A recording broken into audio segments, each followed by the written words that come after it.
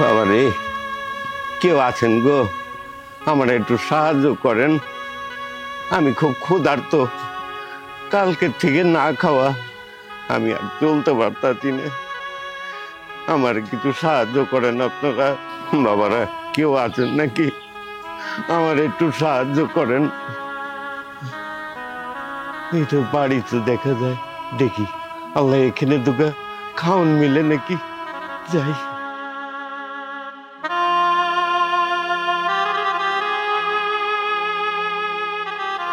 কেউ আছেন গো বাসায়? আমি বড় ক্ষুধার্ত, আমরা দুকে খাওন দেন না বাবা, আমি পেটের ক্ষুধায় বাঁচতাছি না।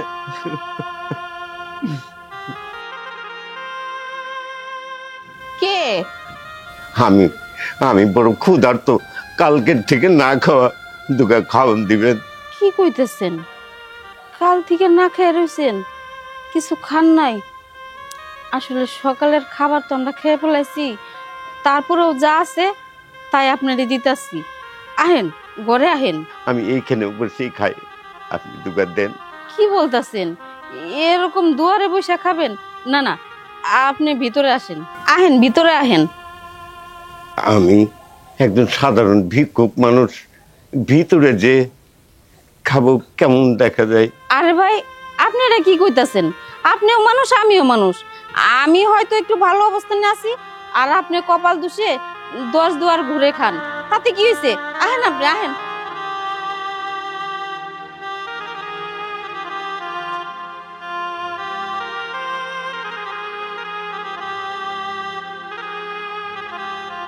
এই যে ভাই নেন।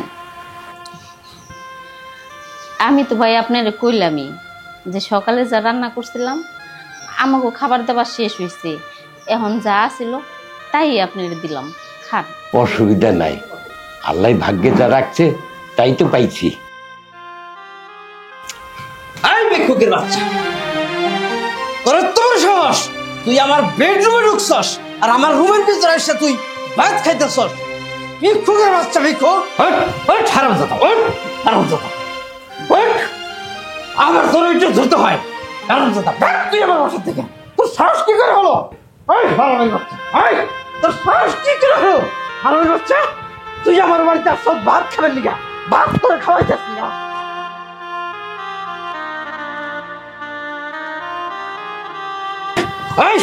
ওই তোর জন্মের ভাত খাওয়া আমি খাওয়াইতেছি।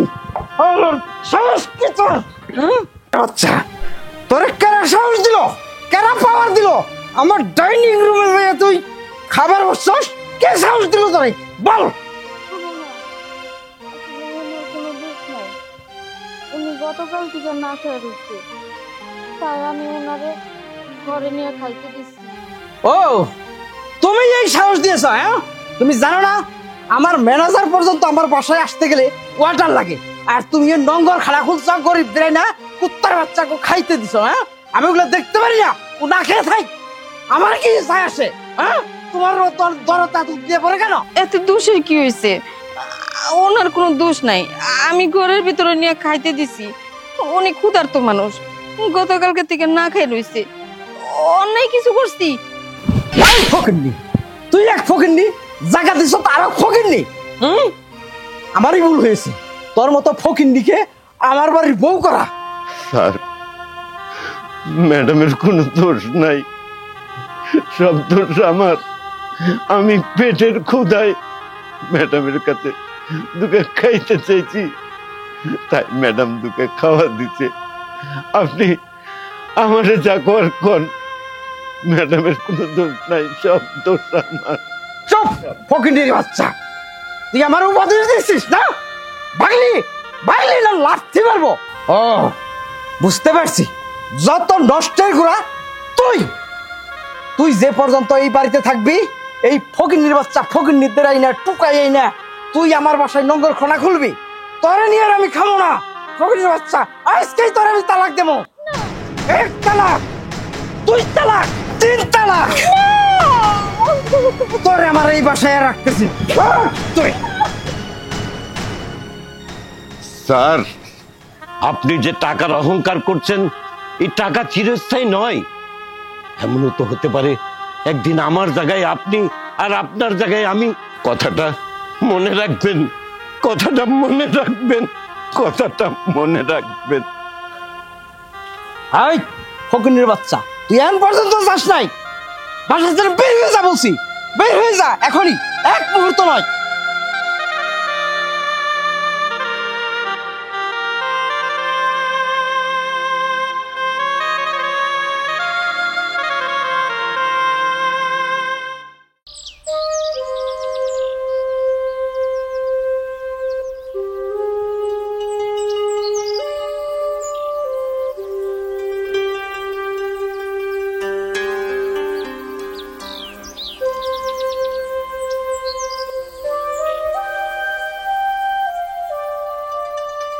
আচ্ছা, থাকবার যখন পারবা না তাহলে চুপচাপ চলে এলা কেন?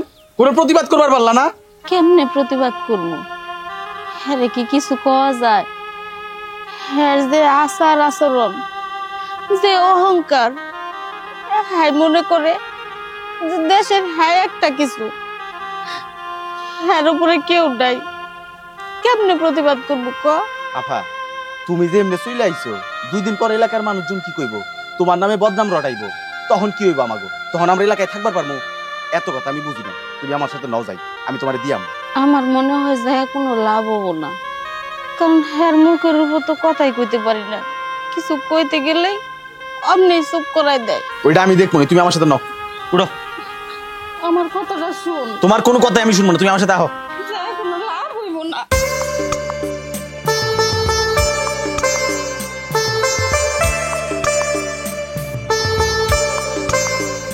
আর তুই তুই এই বাড়িতে আসছিস কেন? তোর লজ্জা শরম নাই? তোকে না আমি তালাক দিয়েছি?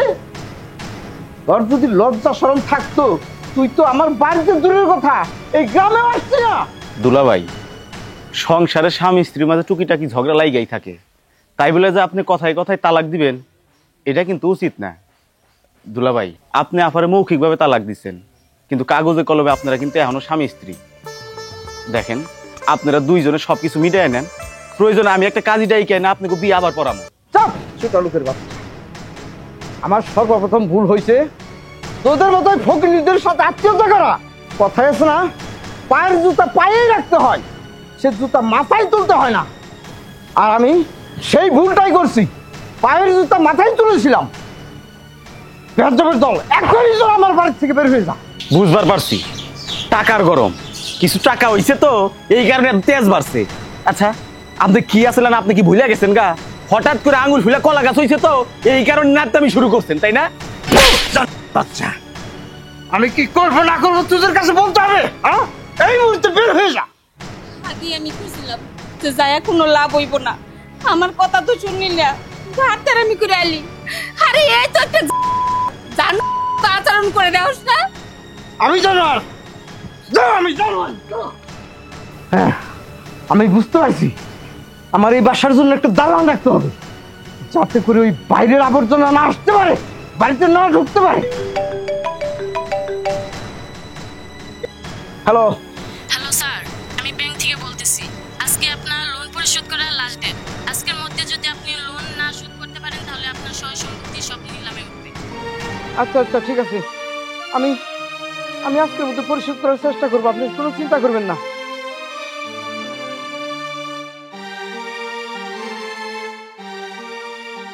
হ্যালো শফি। এই তুমি আমার ব্যাংকে যত টাকা পয়সা আছে তুমি তোলার চেষ্টা করো, আজকের মধ্যে আমার একটা বিপদ আছে, আমার ব্যাংকের লোন পরিশোধ করতে হবে, না হলে অসুবিধা আছে, বিপদ আছে। ঠিক আছে স্যার, আমি ওটানের ব্যবস্থা করব। আচ্ছা ঠিক আছে।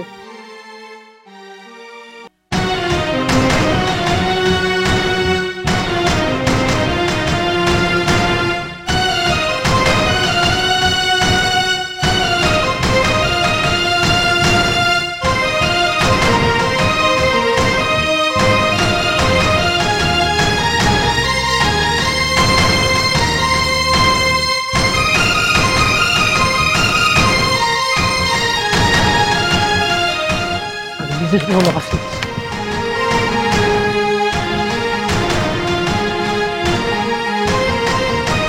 না, আমার হাত থেকে কোথায় পালিয়ে যাবি?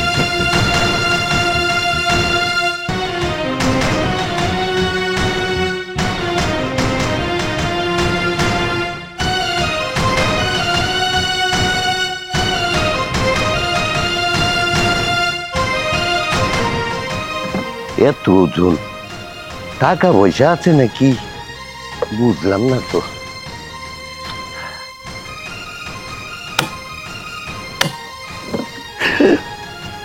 এত টাকা, ওরে আল্লাহ, এখন আমি কি করি? এটা নিয়ে কোথায় যাব? হ্যাঁ, আল্লাহ রে।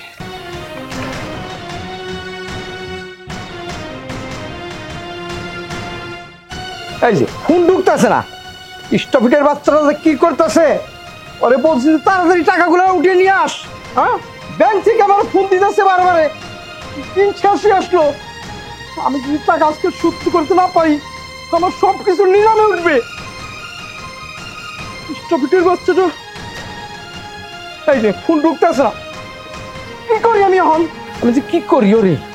স্যার, আমরা ব্যাংকে থেকে এসেছি। হ্যাঁ, ব্যাংক থেকে আসছেন, ঠিক আছে, কোনো টেনশন করেন না, আপনাদের টাকা আমি সব বুঝিয়ে দিব, একটু ওয়েট করেন। হ্যাঁ, দেখেন স্যার, আমি এখানে বসতে আসিনি, আমি এসেছি আমার ব্যাংকের পাওনা টাকা বুঝে নিতে। দেখেন, আপনি যদি ব্যাংকের টাকা পরিশোধ না করতে পারেন তাহলে আপনার সম্পত্তি সব নিলামে উঠবে। আর বাকি জীবনটা আপনার জেলের ঘানি টানতে হবে। স্টপিটটা এখন ফোন দিছে। এই শফি, তুমি কোথায়? তুমি আসছো না কেন? ফোন বন্ধ করে রাখছো তুমি। হ্যাঁ, যে ব্যাংকের লোক দাঁড়িয়ে রয়েছে, তাদের টাকা আমার পরিশোধ করতে হবে, তুমি তাড়াতাড়ি আসো।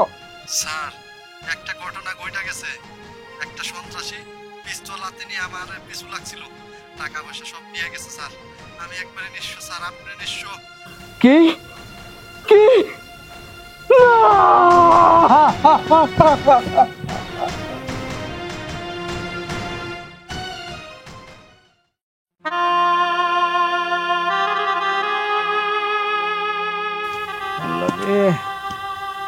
সকাল থেকে আটটাছি, দুপুর হয়ে গেল, 2 দিন ধরে খাই না, কেউ একটা টাকা দেয় না, আর কেউ যে একটু খাইতে দিব তাও পাইতাছি না। কোনে যাই এখন, কোন বাড়িতে যাই? সাইডে খাবারের জন্য পেটের খিদে আছে, কত যন্ত্রণা, কেউ জানে না, কেউ জানে না। 2 দিন ধরে খাই না, আজকে বড় আশায় আছি, এই তো একটা বাড়ি দেওয়া যায়, এই বাড়িতে গেলে যদি আল্লাহ সেটা মিলায়, এই বাড়িতেই যাই।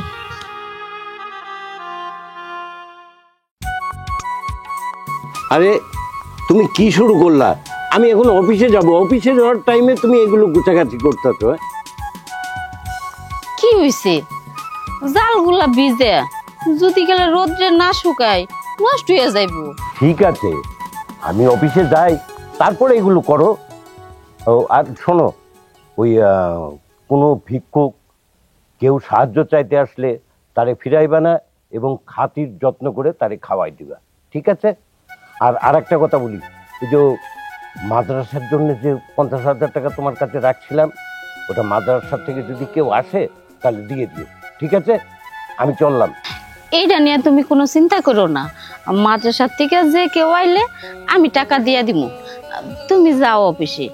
আর যদি কোনো ফকির বা ভিক্ষু টিকু কাহে, এগুলারও ফিরাই দিব না, তুমি যাও তো, দেরি হয়ে যাইতাছে। আচ্ছা ঠিক আছে, তাহলে আমি অফিসে গেলাম। হ্যাঁ,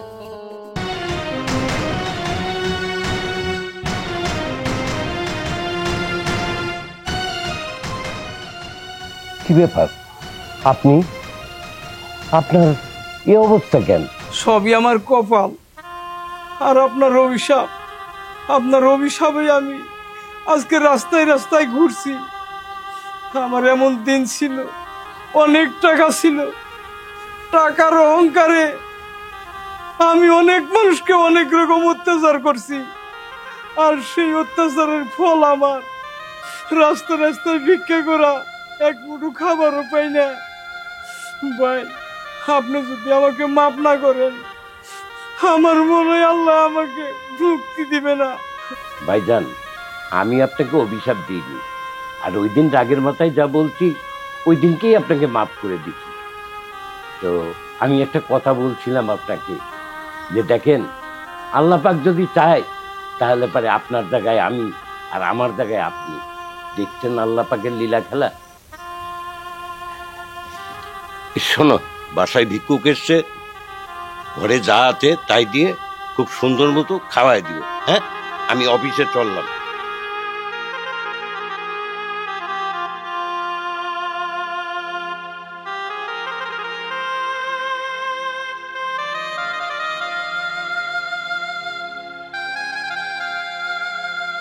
কই গেল আপনার অহংকার? কই গেল টাকা পয়সা, যার জন্য কিনা আপনি এতটা অহংকার করছেন? মানুষের সাথে তো খারাপ ব্যবহার করছেন।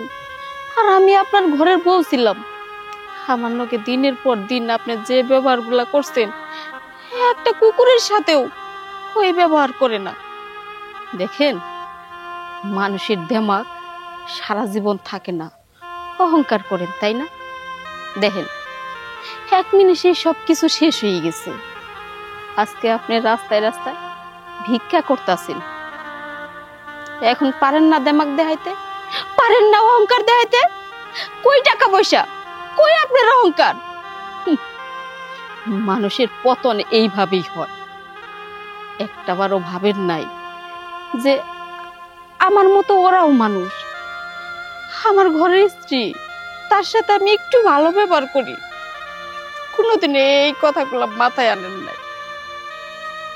আরে যে বুড়া লোকটা দেখলেন না, এর সংসারে আসার পরের থেকে আমি কতটা সুখে শান্তিতে আছি, একমাত্র আমি আর উপর আল্লাহ ছাড়া কেউ জানে না, যেটা কিনা আপনারা বইলা বুঝাইতে পারব না। আমি যে কোন মুখ নিয়ে তোমার কাছে ক্ষমা চাবো সে ভাষাও আমার নাই। আর শুনো, আমি যদি জানতাম যে এই বাড়িটা তোমার, তাহলে আমি যদি না খেয়ে মইরেও যাইতাম, তাও তোমার বাড়িতে আসতাম না, তোমার বাড়িতে আসতাম না, তোমার বাড়িতে আসতাম না, তোমার বাড়িতে আসতাম না।